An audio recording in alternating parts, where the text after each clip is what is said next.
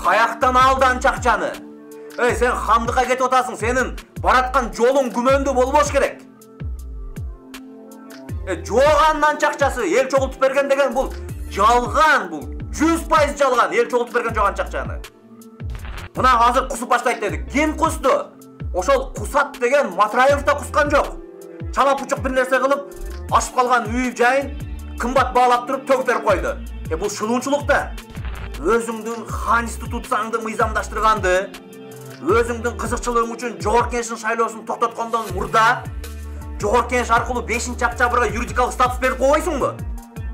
Бетиң болсо.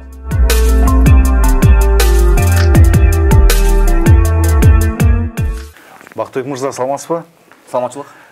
Президенттик шайлоо өнөктүгү аягына жетейин деп калды. Сиз үгүт иштери менен бир айга жакын убакыттан бери кыргызстандыктар менен жолугуп өзүңүздүн президенттик платформаңызды тааныштырып жатасыз.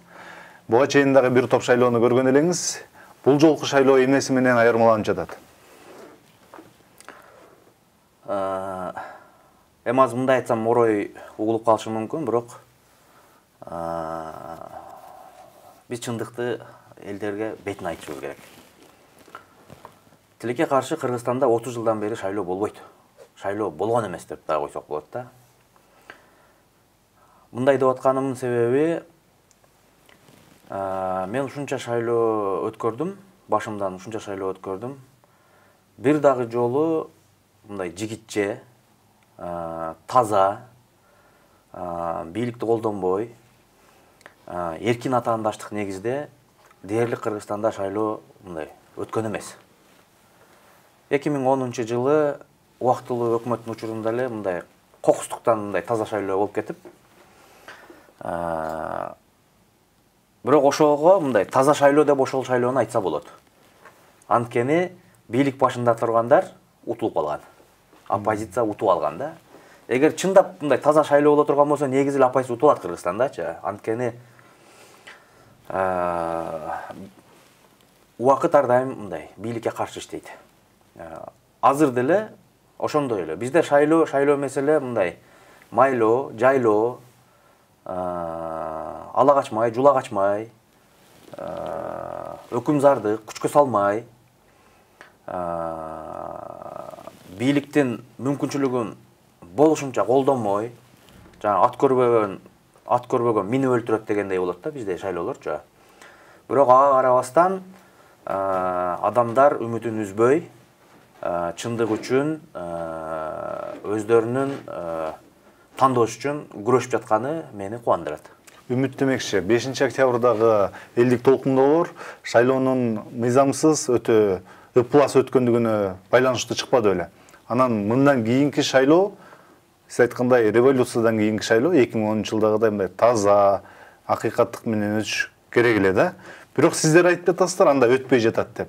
Буга эмне себеп болду? Эмнеге азыркы бийлик башындагылар революциялык идеяларды карманбай жатат, эгер сиз ушундай эсептесеңиз? Бул жакта биз суроонун эң негизги өзөгүнө токтолушубуз керек да. Эмнеден улам мамлекетте 3-чү жолу революция болуп кетти дегенге токтолушубуз керек да. Бунун негизги себеби эл өзүнүн бийлигин мындай кайдыгерлигинен улам, караңгылыгынан улам, саясий сабаттуулугунун төмөндүгүнөн улам, криминалдарга, олигархтарга, коррупционерлерге ар дайым мурдатып жиберип атат. Бардыгыбыз эле ар бир революциядан кийин элдик бийлик орноду, мындан ары элдин үмүттөрү ишке ашат деп, тигил же бул саясий күчкө бийликти өткөрүп берип атабыз да. Тилекке каршы элдик бийликтин өмүрү 1 жылдан ары ашпай, 1 жыл узап барып туруп эле бийлик ар түрдүү жолдор менен кайра эле баягы коррупционерлерге, криминалдарга, олигархтарга, кландарга өткөт калып атат. Мына ошондон улам эл менен ошол криминал, олигархтардын ортосундагы келишпестикти чечип бере турган бийлик эл тарабында эмес, кожоюну делген олигарх, криминалдар тарапта болуп калып атат дагы. Элдердин чыдамы кетип, революция жасап жиберип атат да.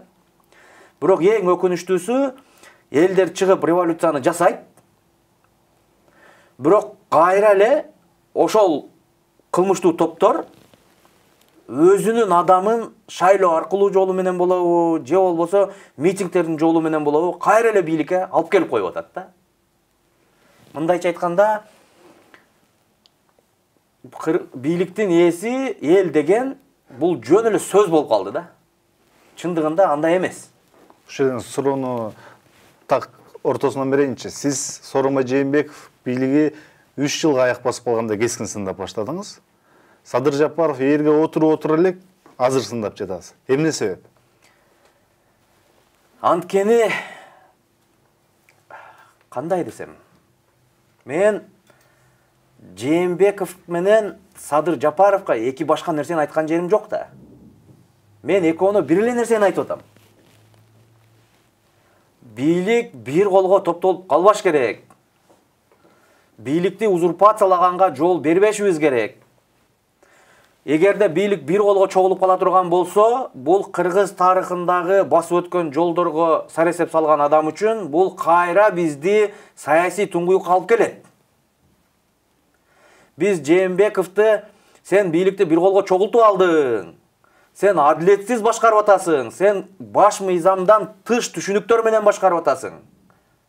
Деп сындап, жада калса сен өзүңдүн бийлигиңди мындан ары дагы бекемдеш үчүн биримдик менен мекеним Кыргызстанды, Кыргызстан партияларын этегиңе байлап алдың. Бул бийликтин бир колго чогулуп калышына алып келет. Биз кыргыз эли буга жол бербейбиз деп 6 октябрда кууп жиберди эл. Андан келген кийинки бийлик дал ошол Жээнбековдун эле башкаруу системасын, түшүнүктөр менен башкаруу системасын мыйзамдаштырып алайын деп атпайбы? Бул деген кайра 4-чү революцияга алып келет деген сөз бизде. Мамлекет эксперименттер таласына айланып кетет деген түшүндүрөт. Эч кимдин мамлекеттин тагдыры менен, элдин тагдыры менен ойногонго укугу жок. Анан биз өткөндөн сабак алышыбыз керек да. Эгер өткөндөн сабак албасак, биздин элди билесиңер кантип сабак берип коет экен. Жээнбековдун бийлигине тапкан ташты Жапаровдун бийлигине таппай калат дейсиңерби кыргыздар? Же Жээнбековдун узурпациялаган бийлигине чыдабай койгон элдер Жапаров орнотуп койгон узурпациялык бийликке чыдай берет дейсиңерби? Биздин элдин мүнөзү ошондой. Ошондуктан адам мындай жөн эле көгөрө бербеш керек. Адамда амбициядан башка акыл да болуш керек.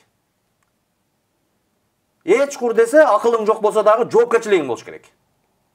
Мен эмне жолду басып өттүм эле? Азыр эмнеге мен аны кайталап атам деп өзүңө суроо беришиң керек. Эч кур дегенде эч нерсеге акылың жетпей атса дагы ошого акылың жетиш керек. Акылың ушунчалык кыска болсо дагы 2 жыл же 3 жыл болгон мурда окуяны унутуп кала бер, мейли. Мына кумтөрдү унуткандай унутуп кала бер, эмне деп атканын унутуп калбадыбы азыр? Бирок 2 ай мурда болгон революцияны унутпа да. Ал эмнеден болгонун унутпа да. Сени ошол бийликке келип калышыңа сени колдоп жүргөн адамдарды осол кылба да, шерменде кылба элдин алдында. Азыр биз кемчонтодой болуп, Садыр Жапаровду сындаганыбыз мындай бир келе солуктай болуп атпайбы биздики? Мындайча айтканда, осол кылып атпайбы адамды? Жана орустар айткандай, на те же грабли. Эми биз Акаевден 15 жыл дегенде араң кутулдук. 15 жыл дегенде араң кутулдук. Бакиевден 5 жыл дегенде кутулдук араң. Атамбаевден зорго кутулдук. Жээнбековдон 3 жылына зорго чыдадык. Көрүп атасыңар убакыттар кандай кыскарып атканын. Эгер азыр мен президенттик башкаруу системасын алып келатам деп алдап туруп, хандык башкарууну алып келип кое турган болсок, алардын срогунан бунуку узун болбойт. Мага ашмат келеби бийликке, ташмат келеби мага кызык эмес. Мага өлкөнүн тагдыры, келечеги кызык. Биз 15 жылда bir, 5 жылда bir, 2 жылда bir, 3 жылда bir революция кыла бергендей, бул 4-5 эле саясатчынын мамлекети эмес да, бул 6,5 миллион эл жашаган мамлекет. Биз глобустагы жалгыз бир макоо мамлекет эмеспиз да. Биздин аласа бересе каттоолорубуз бар. Дүйнө менен. Анан тепшибизди тетир жамынып алып эле ичинде билген жасай берсек, жакшы менен бүтпөйт мунун акыры. Ошол эле маалда сиз сындап жаткан тараптар бул бакыт бакылдай берет, эчтеке жакпайт, мына 4-нчү жолу революция болот деп оозу жамандык кылып атат деген сөздөрдү айтып жатышат да. Оозу жамандан эч нерсе болбойт. Бирок могу азыр бийликти кармап отурган ниети жамандардан жакшылык күтпөгүлө. Мени бүгүн адилетсиз сындап жатышат. Эмне деп сындайт? Бакылдай берет дейт. Бирок ушул эле бүгүн Садыр Жапаровду Кудайга теңеп аткандар. Карманарга эч кимди таппай калганда, Жээнбеков менен мен ачык чыгып күрөшүп атканда мени баатыр деген да булар. Кантип эле 2 ай мурдагы баатыр 2 айдан кийин бакылдак болуп калат. Бул менин 2жүздүүлүгүм эмес, бул алардын 2жүздүүлүгү. Биз билесиңерби, Жапаров менен эмнеге биз мындай саясатта көз карашыбыз бир болуп калган? Бир эле суроо боюнча. Кумтөр деген суроо боюнча. А бүгүн Садыр Жапаров Кумтөр жөнүндө эмне деп атат? Алтын жок дейт. Анда канадалыктар Кумтөрдө эмне тезектерип жүрөбү? Жиштирип кетип калбайбы эле багы эле? Кумтөрдүн маселесин чечкенибизде Кыргыз мамлекети карызынан кутулуп, адамдар эмес, итиңер алтын аяктан тамак жеп калат деген. Эмне ал апендиби? Же кемчонтойбу? Же склерозбу? Бүгүн эмне деп атат? Кумтөрдү мындай кой дейт. Дал Кумтөрдөй кылып жетим тоон талкалайм дейт. Эми эмне кылайлы? Кумтөр менен ишибиз жакшы болбой калды. Эми жетим тоо көтөлү десе кошо өткүтөлөр аркасынан. Биз айдалама жетелем эмеспиз. Бакыт мырза, жетим тоо демекчи. Бул боюнча сиздин кыскача позицияңызды уктум. Толугураак айтып өтсөңүз, мына бул дагы талаш тартыштын чордонуна айланып жатпайбы? Садыр Жапаров айтып жатат, Кытайдын карызынан жетим тоону кертип ташып кутулабыз деп. Туура. Сиздин оюңузча, жетим тоо кандай иштетилиш керекпи же иштетилбеш керекпи? Туугандар, биз Жээнбековду көрүнгөндөн карыз алып, ортомчудай болуп, чет мамлекеттен келген карызды элге бөлүп берип коюп эле отура берет экенсиң. Буга мектепти бүтпөгөн окуучунун деле акылы жетет деп куюп бербедик беле? Туурабы? Жетим тоону, же болбосо башка тоону жардырып, талкалап, түбүндөгү алтынын сатып туруп, карызды кутулуп койгонго алкаштын деле акылы жетет ага. Жөнөкөй катардагы алкаш болот го, алкаш жаңы үйүндөгү радиосун, телевизорун, телефонун, паласын, килемин, диванын алып чыгып сатып тирчилик кылган алкаш болот го. Дал ошондой мүнөз болуп атпайбы бүгүнкү бийликте?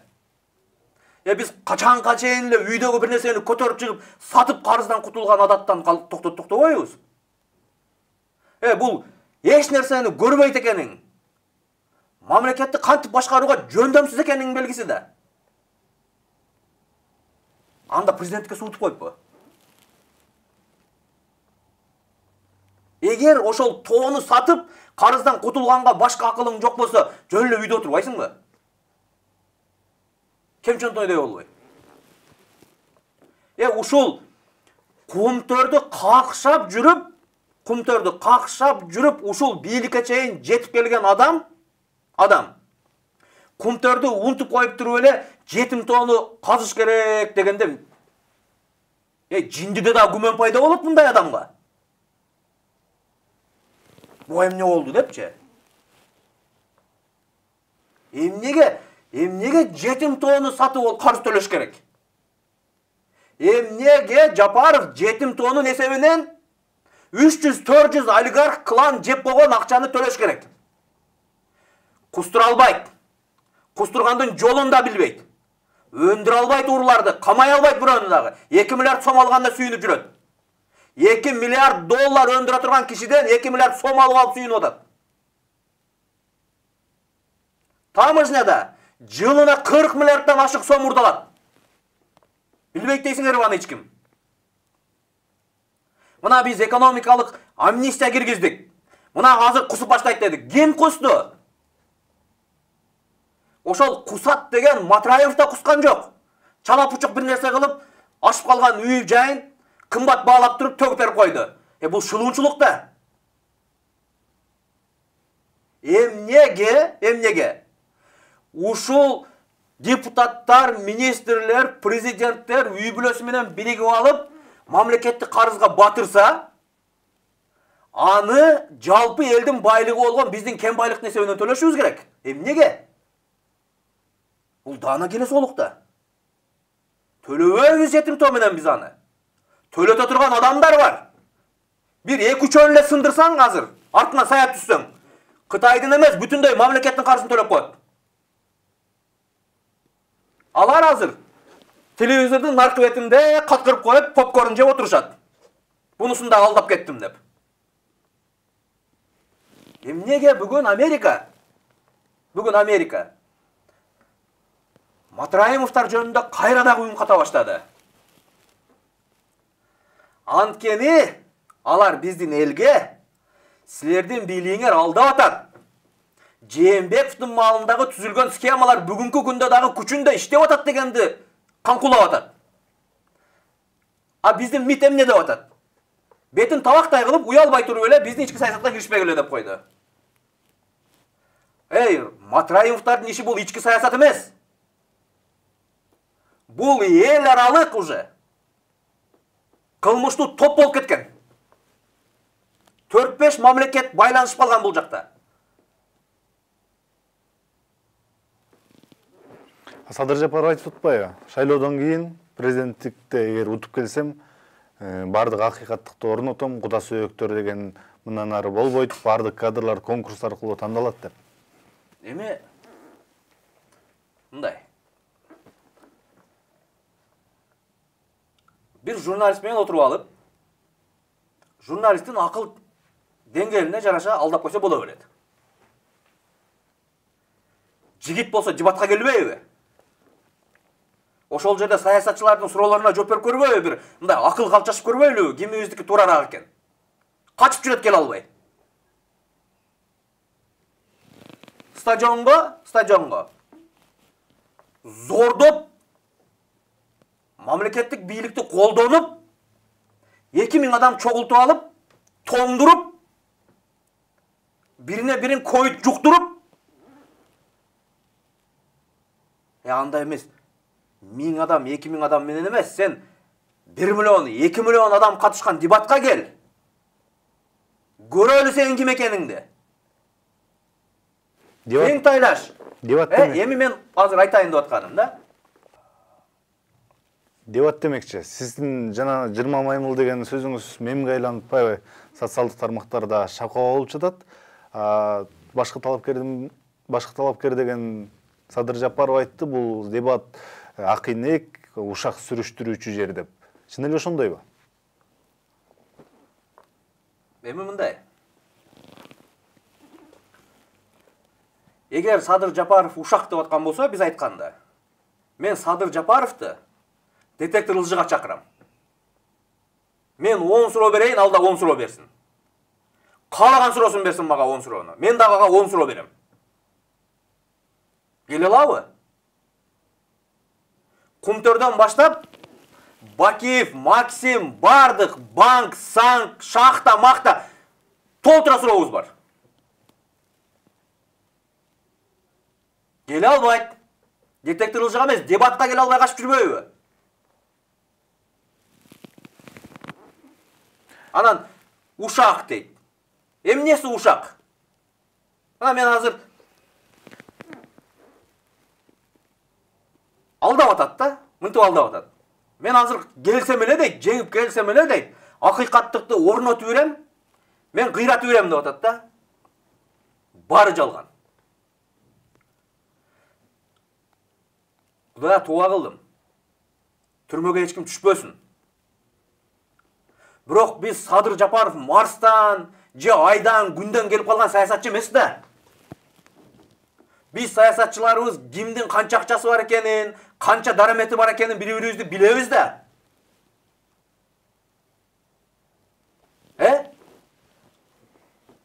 Түрмөдө жатып чыккан болсо, мынау азыр Садыр Жапаров жүргүзүп аткан шайлоо компаниясы минимум эле 10 миллион доллар турат. Минимум. Башкасын айтпай эле коеюн. Кыргызстанда Кемчонтойдой болуп бир эле кандидат кыдырып жүрөт Кыргызстанды, келесудай болуп. Стадионго эл топтоп алып, Кыргызстандын бардык банерин элеп алып, теле бардыгын, журнал бардыгын элеп алып, жалгыз эле өз сойломун чуркап жүрөт. Эмнеге? Каяктан алды анча акчаны?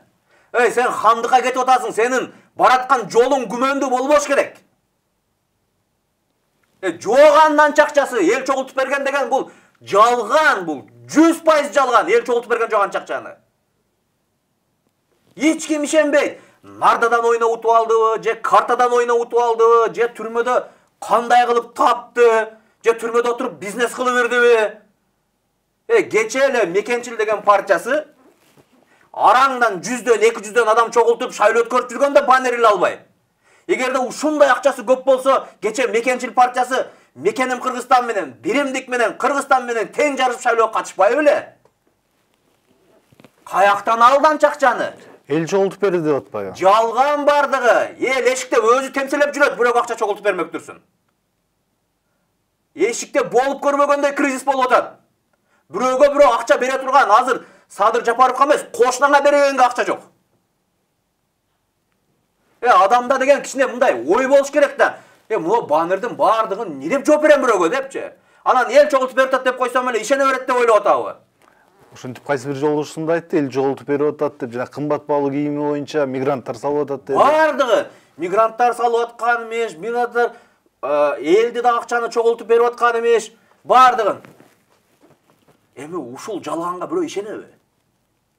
Бул деген сөз Садыр Жапаров уже кимдир бирөөнүн акчасын алып заложник болуп калды деген түшүндүрөт.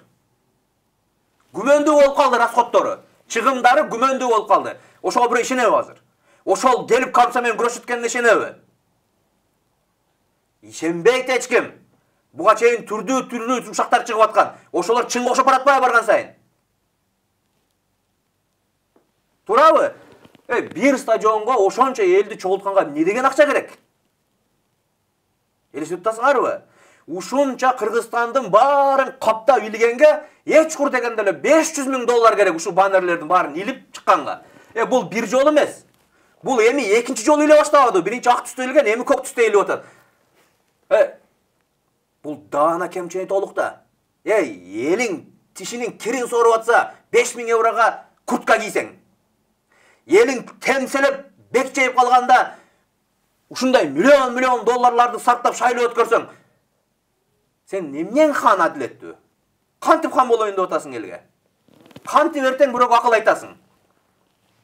Бере албайт суроонун жоопторуна. Пенсионер салды дейт, тиги салды дейт. Бизде пенсионерлер ачык отурат. Пенсионерлер акчасын Жапаровдун фондуна которуп берсе, анда эмнеге Жапаровдун өкмөтү Россиядан карыз алып келип, анан кийин пенсия төлөп атат? Бул даана келе соого окшош болуп атпайбы бул жагы? Эмне кылды? Ушул шайлоонун айынан өзүмө упайым топтойм деп, ойлонбой туруп популисттик убада берип коюп, 1 миллиард 300 миллион сом бирөөлөрдүн процентин жоюп берем деп, акча калбай калып кассадан. Эми 1,5 миллиарддан ашык сом карыз алып келип пенсия төлөп атат. Жээнбековдон айырмасы эмне мунун анда? Кыпында айырмасы жок. Кече Жээнбековду анга түрткөндөр бүгүн Жапаровду көтөрүп алып, бери каратып, мына силерге хан болот деп көтөрүп келатат. Биз ойлоп атабыз азыр. Биз революциядан кийин өзүбүзгө хан көтөргөн атабыз деп. Көтөргөн жокпуз өзүбүзгө хан. Биз дагы ошо уурулардын, криминалдардын, олигархтардын ханын шайлап берген атабыз. Жөн эле карапайым эле адам, жөн эле ой жүгүртүп көрсүн. Бул кече түрмөдөн чыкса, кече жакында эле мынча көп акча каяктан пайда болуп калды бунда депчи. Бирөө мындай карап туруп, мынча ичи күйүп атат. Мен ичим күйгөн жерим жок. Президенттик шайлоо кандай өтсө деле менин жашоом жакшы болот. Бирок могу 6,5 миллион элдин жашоосу жакшы болбой калат. Бакыт мырза, анткени менен шайлоонун мыйзамы ушундай. Эл тандаган, эл шайлаган адам президент болот. Азыркы сурамжылоолор боюнча ал сурамжылоо жүргүзүп жаткан уюмдардын олуттуулугуна канчалык билбейм, бирок ошолордун жүргүзгөн сурамжылоосуна ылайык Садыр Жапаров азыр лидер 60-70% менен утуп кетиши мүмкүн деп жатышат. Сиздердин сөздөрү элге өтпөй жатабы же чындыгында Садыр Жапаровду эл колдоп жатабы? Мындай. Элдер мындай саясатты сыртынан эле билет. Ичинен жакшы түшүнө бербейт. Эгер ушул саясаттын ичинен да түшүнгөндө баарыбыздын бетибизге түкүрүп басып кетмегел. Же площадь калып келип туруп ташбаран кылып өлтүрүп коймок. Бүгүн акчанын күчү менен, админ ресурстун күчү менен, бийликтин күчү менен элди манипуляция жасап атышат. Бүгүн Садыр Жапаровду айга күнгө теңеп аткандар булар тирүү адамдар эмес көпчүлүгү. Булар фейктер. Бүгүн ушундай заман келип калды Кыргызстанга. Согуштун түрү дагы мындай гибриддик формага өтүп кетти. Саясий күрөштүн дагы формасы ушундай бир ыплас формага өтүп кетти. Бирок бул жакта эл калыс болуш керек. Ел кайра эле коррупционерлердин, криминалдардын, кландардын каалоосун ишке ашырып берип койбош керек. Ким көп баннер илсе, ким көп телевизорго чыкса, дал ошону шайлабаш керек.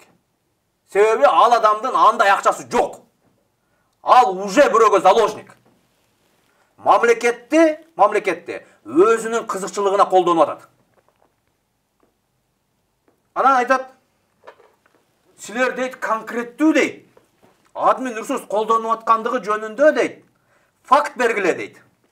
Факт бергиле дейт да. Ушул фактты сурап атып, Жээнбеков дагы факт болуп кеткен.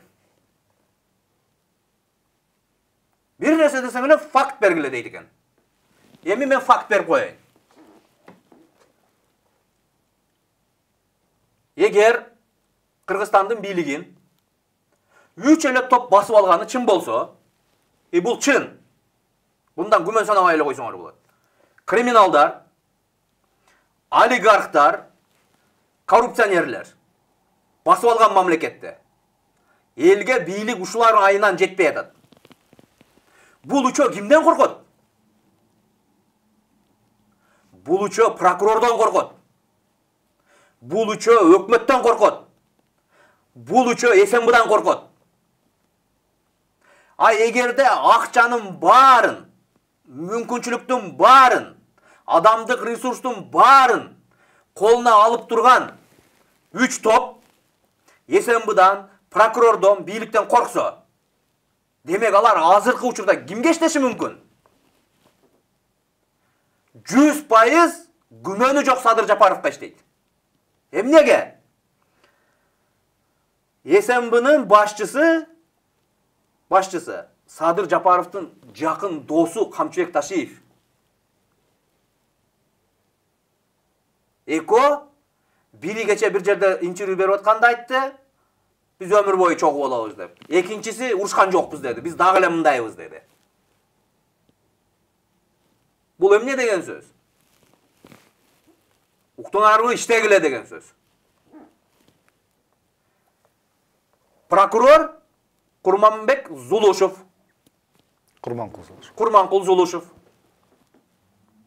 Ама өкмөттө өзүнүн костюму илинип турат креслода.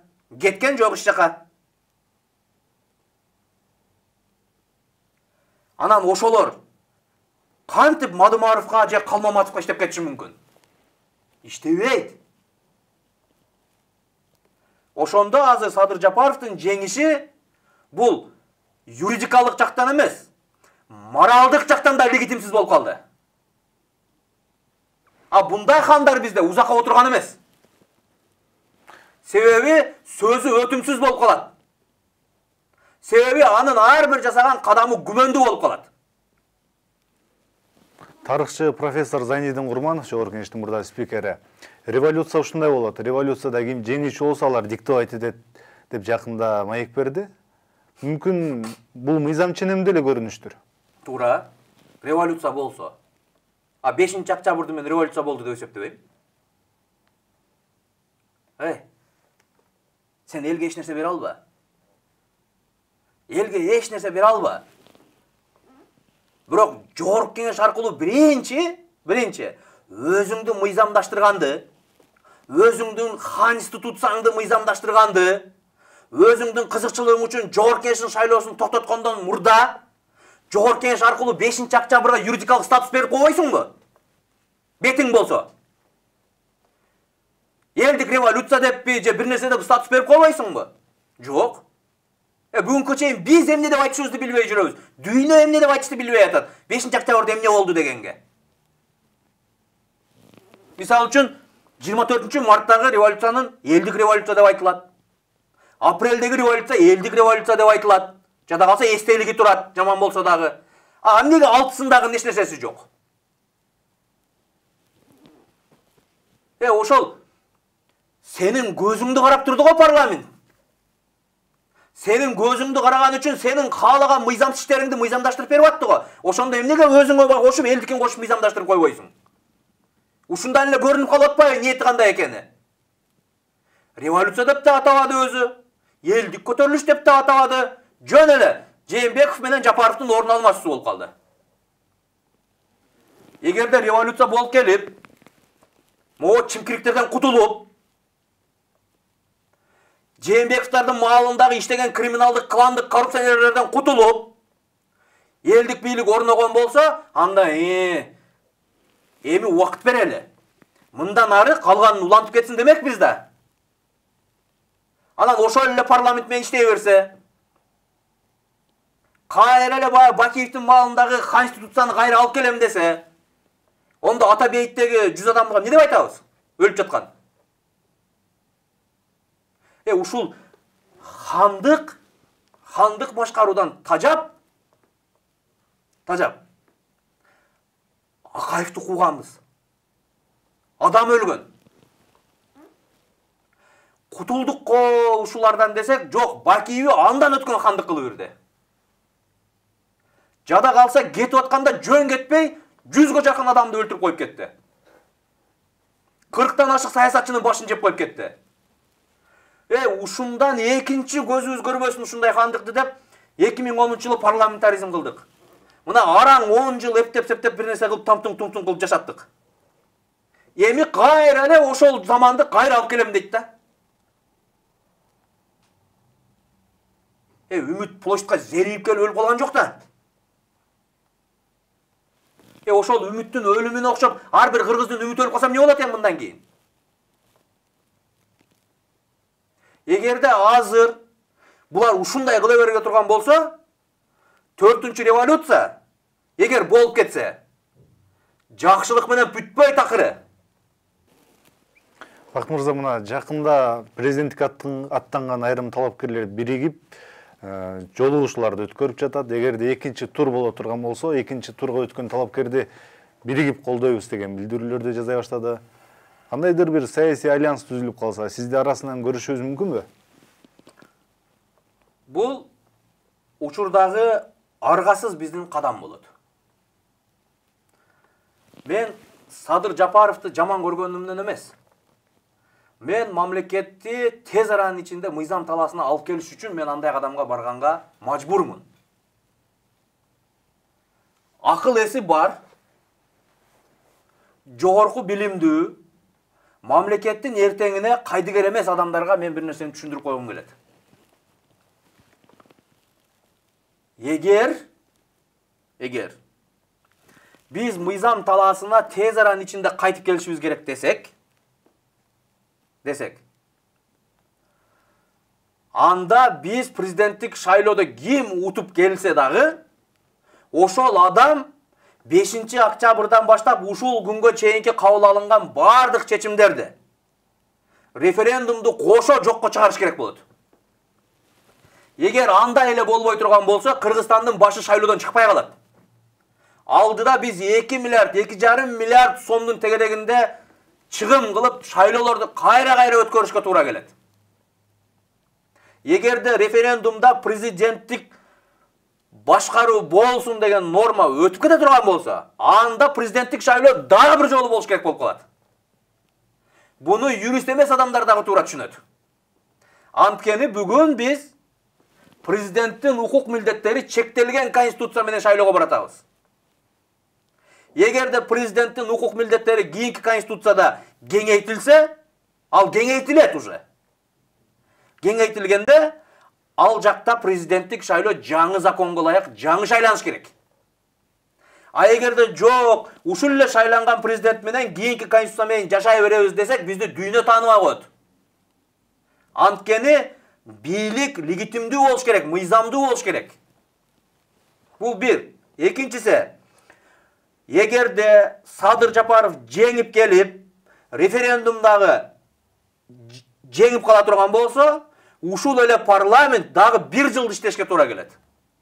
Анткени жаңы кабыл алынган конституцияда жогорку кеңеш дагы өзгөртүлүп атат.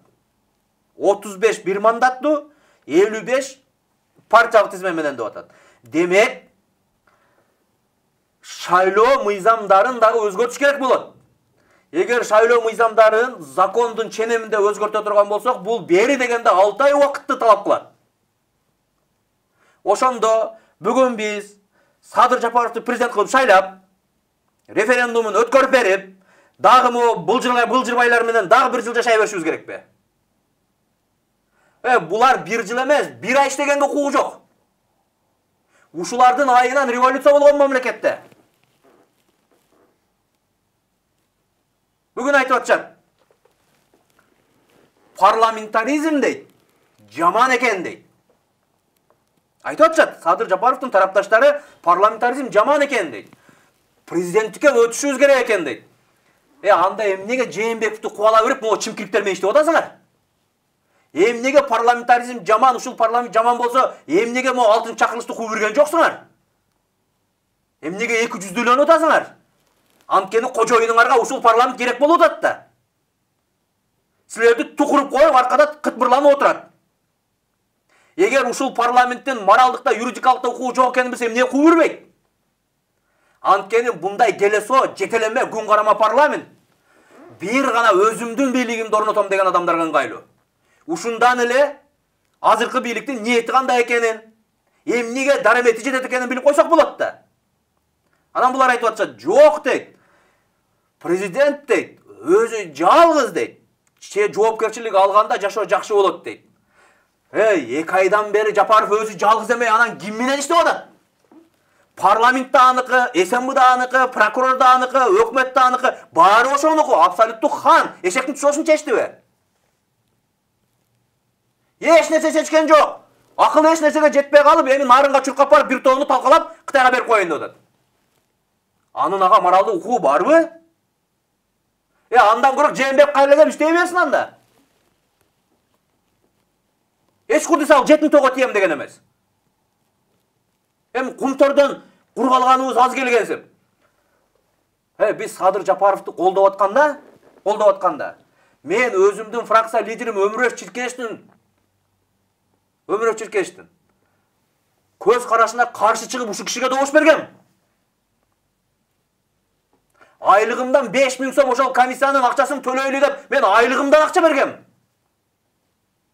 Ошол кумтөрдүн үстүндөгү мөңгүнүн талкаланганы эле бир 5-6 миллиард доллар турат. Анан ошол мөңгүнү талкалаткандыгы үчүн кумтөрдөн 5-6 миллиард долларды өндүрө албаган адам мамлекетти башкарганга моралдык укугу барбы? Бардыгыбызды алдап, кумтөр менен силерди жыргатам деген адам бүгүн кумтөрдү унутуп калып, жетим тоону сүйлөгөнгө моралдык укугу барбы? Айтат, сен сындайсың. Сындамакчысың, мен ыйлайын деп атам уже. Биз ушунчалык да кемчентой келесе болобузбу? 2 айда эле унутуп калабызбы бар жогун? Кумтөрдө алтын жок эмес. Элдин баары билет канча алтын бар экенин аякта.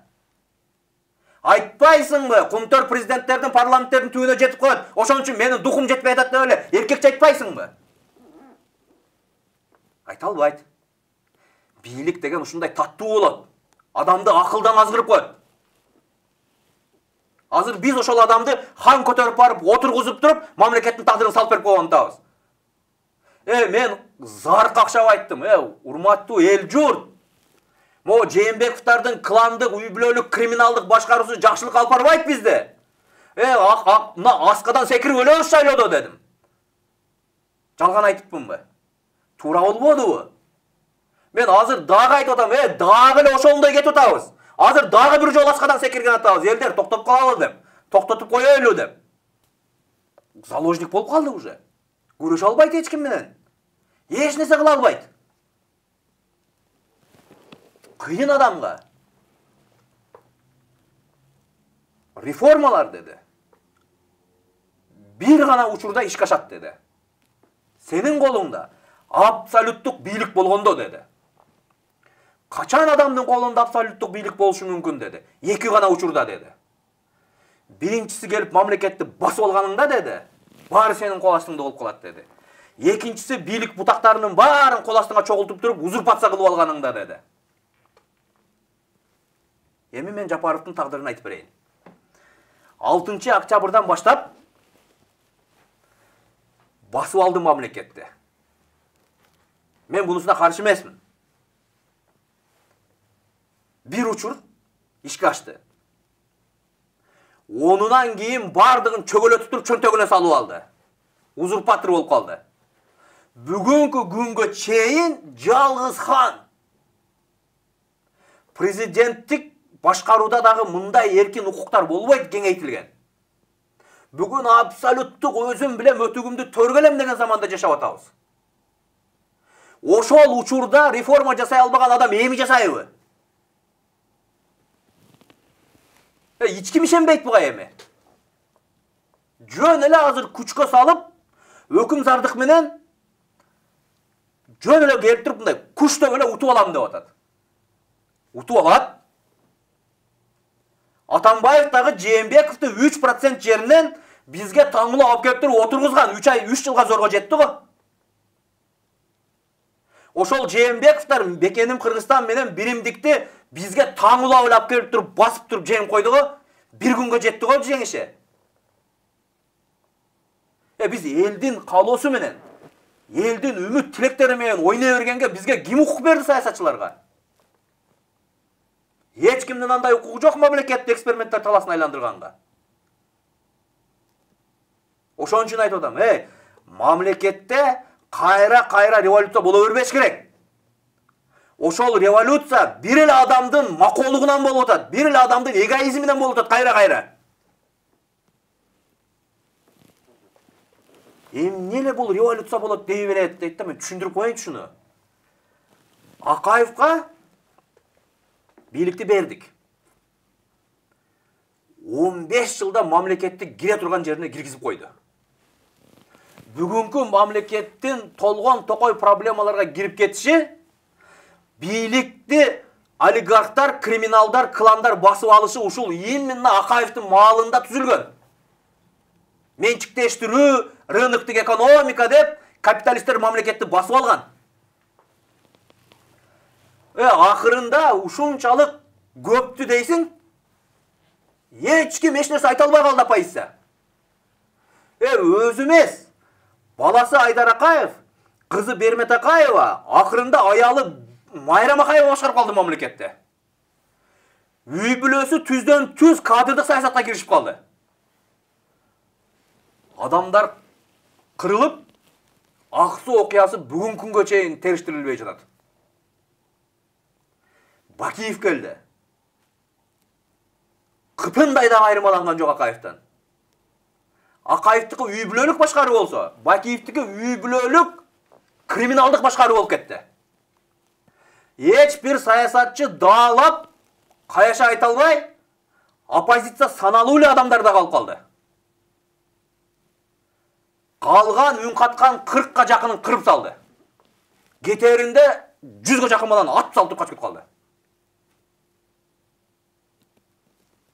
Жоқ, бұл дағы болбойт екен деп тұрып, ел көтеріліп келіп тұрып, дағы қуды. Ошондо революцияны болтурбай кое турган bir башкаруу системасы болуш керек экен деп парламенттик башкаруу системасын аныктадык. 10 жылга чейин революция болбой токтоп турду. Даже эч ким кайша айта албай калган. Текебаевындагы, Чотоновундагы, Мелисиндагы, Садыр Жапаровундагы жөн эле көтөрүп барып туруп эле малды камагандай камап койгон Атамбаевдин бийлиги. Атамбаев ушул конституцияга жок, президенттик эле болгон жакшы экен деп жазып алган жок, ага бет чылаган жок. Себеби ата бейиттеги 100 адам неге өлгөнүн билет ал. Жаза алган жок, реваншисттик кыймыл болуп калат, бул реваншисттик саясат болуп калат деп ага даалап бара алган жок.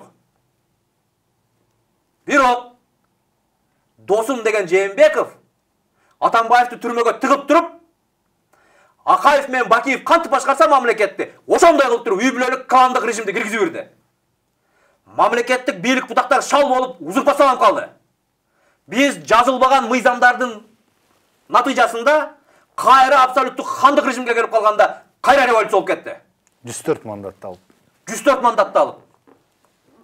Ушундан сабак албаган кыргыз биз качан кабак алабыз?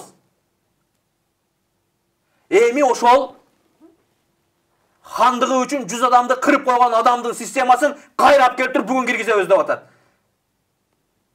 Биз элбизби акыры? Же биз малбызбы? Бизди көрүнгөнү келип эле көрүнгөндө эксперимент кыла береби? Парламентаризмдин айынан эмес, ушул хандык, өзүмчүлдүк, президенттик башкаруулардын айынан болуп атат революция. Эгер азыр ишке ашып, булар дагы ушул референдумду өткөрө турган болсо, мамлекетте дагы революция болот. Ан үчүн тигил же бул саясатчы топту башташы шарт эмес. Же Жээнбековдун маалында бүгүн бийликте отургандар топтун башында туруп кыйкырып жүрдүбү? Партияма 0,5% кошуп берип койчу деп содулашып жүрбөдүбү? Аспеков чыгып, Мелис Аспеков деген Мекенчил партиясынан чыгып, Сооронбай Жээнбековдун бийлигин 5-октябрда сындаганда Мекенчил партиясы бул биздин партиялашыбыз эмес дебедиби? Ошол жерде 12 партия кол коюшуп атканда Ташиев кол койбой качып жүрбөдүбү? Ошол адамдар бүгүн бизге моралдык, этикалык, драмалык сабак өтөбү? Ошолор бизге кантип жашаш жөнүндө акыл айтабы? Биз Жээнбековдор менен мен лично өзүм, мен башка бирөөнү мындай атына сөз келтиргим келбейт. Мына өзүм жөнүндө айтайын. Жердеш экениме карабастан, bir rayondon bir urulaş ekenime karabastan, Жээнбековдун бийлигин кескин сынга алып, Садыр Жапаровду адилетсиз камап аттың дегенде, азыркы бийликте отургандар каякта эле? Кимдин торпедасы эле? Кимдин конституциясын көтөрүп жүрдү эле президенттикти кылайлыбы же парламенттикти кылайлыбы деп? Кимдин добросун ала албай, ошонун патасын ала албай кирип чыгып жүрдү эле? Бет барбы? Анан ошолор бүгүн революциянын максатын уурдап, өздөрүнүн жеке бийлигин, реваншисттик бийлигин орнотконго колдонобуз деп атат. Эл буга жол бербейт. Колуңардан келгенин кылып алгыла. Кандай күч колдонсоңор ошондой күч колдонгула. Өкүмзардык кылгыла, адилетсиздик кылгыла. Биз акырына чейин күрөшөбүз. Биз силер хандык бийлигиңерди орнотуп алсын деп Жээнбековду кууган эмеспиз. Силерди да кууганга күчүбүз жетет. Бакыт мырза, мына азыркы элдеги нааразычылык ушундай абал, чыр-чатак, саясий чыр-чатактар, революциядан революция болуп, мына элдин саясатчылардан, бийликтен көңүл калгандыгы менен түшүндүрүлүп жатат да. Биз качан бийлиги дагы, оппозициясы дагы, башкасы дагы биригип улуттук консенсус мунасага келип, өнүгүүнү карай бет алабыз. Жана бул кадамды биринчи ким жасаш керек? Бийликти мыкчып турган адамдарбы, же оппозициябы, же ким? Биринчиден меники туура дегенди токтотуш керек. Экинчиден кече ким элең, бүгүн ким болдуң дегенге жооп издеш керек. Үчүнчүдөн реваншисттик саясат жасаганды токтотуш керек. Бүгүн бийлигиңер менен, сотуңар менен, прокурор СМБ-мыңар менен, бүгүн күчүңөр менен, акчаңар менен мыйзамдын жоопкерчилигинен качып кетиши мүмкүн булар. Мен дагы бир жолу эскертем. Авир сотунан адам качкан болгон эмес. Кача албайсыңар Авир сотунан. Күзгүгө тике карап туруп өзүңөргө суроо бергиле, ким элем деп. Уялып кетесиңер өзүңөрдөн. Кече мен ким элем Жээнбековдун бийлигинин тушунда. Эмне саясатты жүргүзүп аттым эле? Кандай көз карашты карманып аттым эле деп күзгүдөн туруп өзүңө суроо бер, уялып кетесиң. Анан тескерисинче эч нерсе болбогондой келип туруп азыр мен президенттик башкаруу менен парламенттик башкарууга мен каршы эмесмин. Бирок мен булардын жазып аткан конституциясын окудум да, бул жакта президенттик дагы эмес, парламент дагы эмес. Абсолюттук хандык болуп калган. Конституцияны 10 жолу өзгөрт. 20 жолу өзгөрт. Өзүңдүн бул жагың өзгөрбөй аткан болсо, конституция эч нерсе натыйжа бербейт. Мамлекетте маселе конституцияда эмес. Маселе 3 жолу революция болсо дагы, 6 жолу президент алмаса дагы, 6 жолу парламент алмаса дагы, 31 жолу өкмөт алмаса дагы, 30 жылдык өмүрүбүз кетсе дагы, люстрация болбой атканында. Криминалдардан, коррупционерлерден, кландардан, олигархтардан бийликти элдин колуна кайтарып ала албай атканыбызда. Тескерисинче алардын колунан жулуп алганын ордуна бүгүн ошолордун акчасы менен бийликти жеңип келем деп аткан кишиге хандык конституцияны өткөрүп берген атабыз. Бул эмне натыйжа берет? Анткени коррупционерлер дагы, криминалдар дагы, кландар дагы, олигархтар дагы бир адам менен сүйлөшкөндү каалайт. Бир адамга берип, маселени тез чечкенди каалайт. Алар эч качан мамлекеттин өнүгүүсүн каалабайт. Алар өздөрүнүн көмөчүнө күлдү ыңгайлуу тезирээк тартканды каалайт. Ошондуктан алар эл арасында партиялык болбойт экен. Парламентаризм болбойт экен. Президенттик болуш керек экен деп эл арасында кенен ушул ушакты жайып койгон. Бул элдин каалоосу эмес, бул жөн эле ошолордун манипуляциясы. Эмне үчүн президенттер парламентаризм деп турса дагы президентти узурпатор кылып алып атышат. Анткени 120 адам менен соодалашуу кыйын жана бунун чыгымы көп. Бир адамга бир жолу берип тилин таап алсаң, каалагандай тараңдай бересиң. Анткени булар Акаевдин маалында ошондон башташкан, Бакиевдин маалында ошентип жашашкан, Атамбаевдин маалында ошентип жашашкан, Жээнбековдун маалында ошентип жашашкан, бүгүн Жапаровдун маалында да ошентип жашап атат. Бир адам менен сүйлөшүп алуу оңой. Бакыт мырза, бүгүн маек бергениңизге чоң рахмат. Аламан жарышта ийгилик каалайбыз. Чоң рахмат.